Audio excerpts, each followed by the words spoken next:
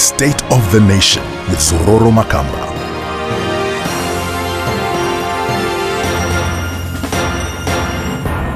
Confused about the changes going on in the economy? Don't worry, you're not alone. There are big changes all around us right now. A lot is happening. A new policy here, a new announcement there. It's kind of easy to lose track of what's really happening and why it's happening. It does look like it's a lot to take in, all at once. But let's just try to go through this together, because this is the state of the nation. First, we have to look back at the big picture. So we have to take a step back, a little bit. Let's start in 2008. That's one year we'd all like to forget. Empty shelves and food shortages. Our currency collapsed. In February 2009, we switched to the US dollar. This made sense. It was like taking a timeout in a game. We needed that break. We were not the first country to adopt the US dollar. Ecuador did it in 2000, El Salvador in 2001. A few other countries did the same too. But there's a good side and a bad side to everything. There were things that were good about adopting the dollar, but there was stuff that was bad about it. On the good side, inflation came down. But there were also some bad things. We're an exporting country, so here's the problem. Because we were using a strong currency, the goods that we sell to other countries are more expensive.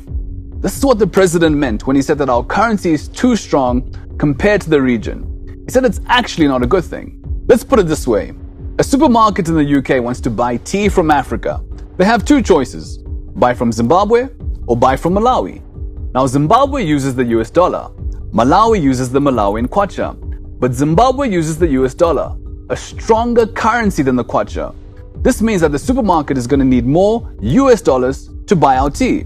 They need less US dollars to buy tea from Malawi. So what do? They just go with Malawi. Why? It's not because their tea is better, no. We know ours is. It's just that Malawian tea is cheaper. So the tea processor in Zim is getting less business than the tea processor in Malawi. Remember Ecuador, the other country that adopted the dollar? They have the same problem. This year, they had to run to the IMF for money because their exports are falling. In fact, the former president of that country said that dollarization had been a bad idea.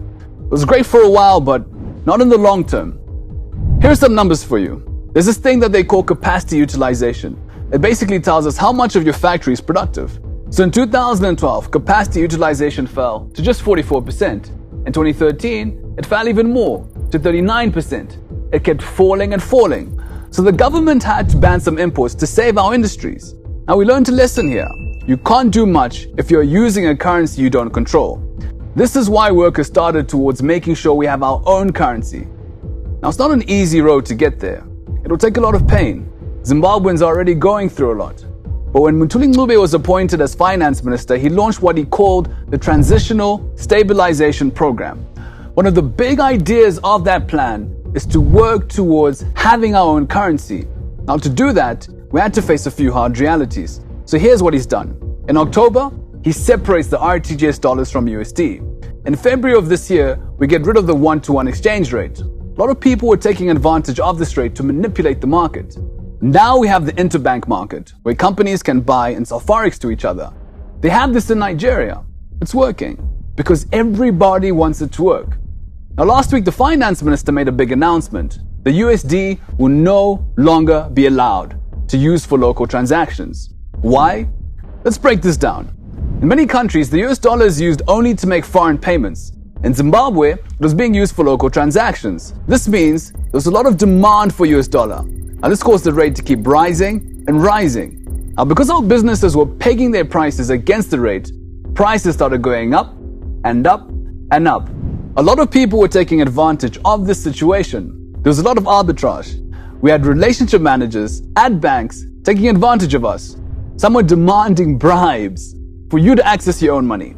We had people playing the market and driving up the forex rates. Now here's an example. I go to a bank.